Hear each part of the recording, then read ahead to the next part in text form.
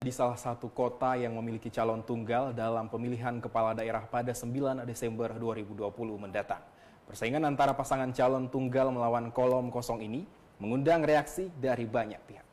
Salah satu pengamat politik di kota Balikpapan akan memberikan pendapat mengenai hal ini. Informasi selengkapnya akan disampaikan oleh reporter TVRI Kalimantan Timur Sartika Somoal. Silakan Sartika. Baik saudara, menuju pemilihan kepala daerah yang akan dilaksanakan 9 Desember 2020 mendatang di seluruh wilayah di Indonesia, Kota Balikpapan ini menjadi salah satu wilayah yang hanya memiliki satu paslon yang nantinya akan maju di dalam Pilkada 9 Desember 2020 mendatang.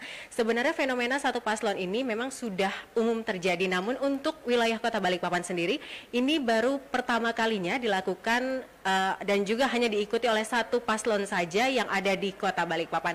Untuk mengetahui apa tanggapan dari pengamat politik, saat ini saya sudah bersama dengan Bapak Randy Siswoyo Ismail yang selain juga pengamat politik, ini juga sebagai rektor dari Universitas Balikpapan begitu. Pak, dengan diikuti hanya satu pasangan calon, ini merupakan hal baru di Kota Balikpapan. Tanggapan Bapak sendiri seperti apa, Pak?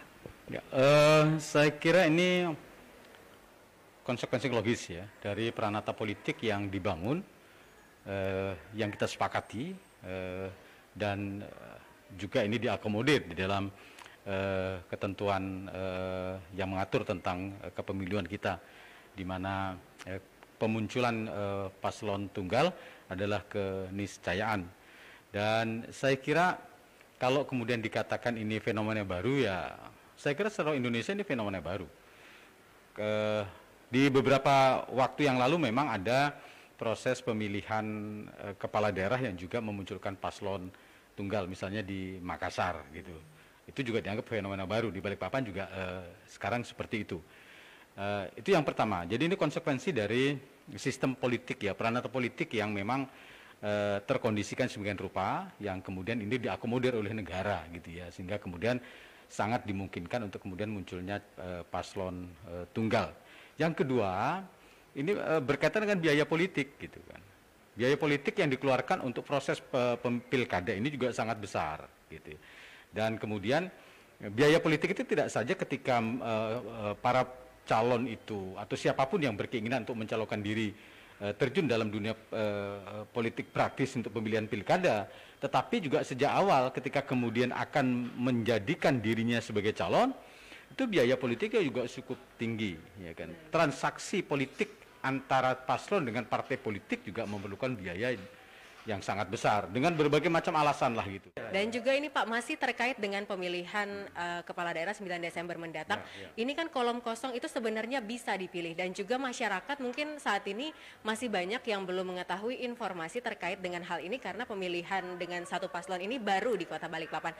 Menurut Bapak, sejauh ini sosialisasi yang dilakukan oleh pihak terkait seperti KPU dan Bawaslu sudah semasif apa? Saya kira enggak, ada persepsi yang mestinya harus didudukkan secara proporsional berkaitan dengan tanggung jawab untuk menginformasikan secara utuh kepada masyarakat berkaitan dengan negara telah memberikan ruang yang cukup bagi masyarakat yang tidak sependapat atau tidak sepaham atau tidak sehaluan secara politik dengan paslon tunggal, dia disalurkan kemana? Nah, negara sudah mengakomodir dalam ketentuan perundang-undangan, kontestasi itu harus tetap dilakukan. Ya, terlakukan sama dengan kolom kosong.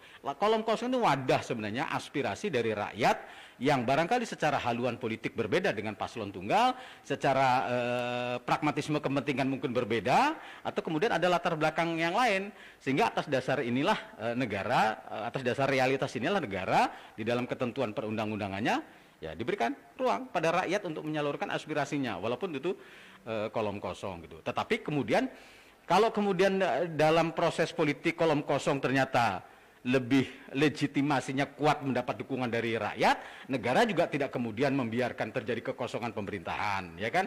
Diberikan kemudian ruang bagi gubernur untuk kemudian menyampaikan usulan kepada pemerintah pusat, ya pada batas waktu tertentu untuk kemudian tetap bisa jalannya pemerintahan berjalan dengan baik dengan mengangkat pejabat ataupun pelaksana pemerintahan di tingkat kabupaten kota maupun gubernur. Saya kira tidak ada masalah. Baik, terima kasih banyak Ya, Bapak atas informasi yang sudah disampaikan dan juga saudara kami juga kembali mengingatkan Anda khususnya masyarakat di wilayah Kalimantan Timur untuk nanti pada tanggal 9 Desember 2020 untuk tetap memilih baik itu di Kota Balikpapan yang hanya satu pasangan calon maupun di wilayah-wilayah lainnya di Kalimantan Timur dan pastinya tetap menerapkan protokol kesehatan 4M. Demikian yang dapat saya informasikan dari Balikpapan Kalimantan Timur, kembali ke studio.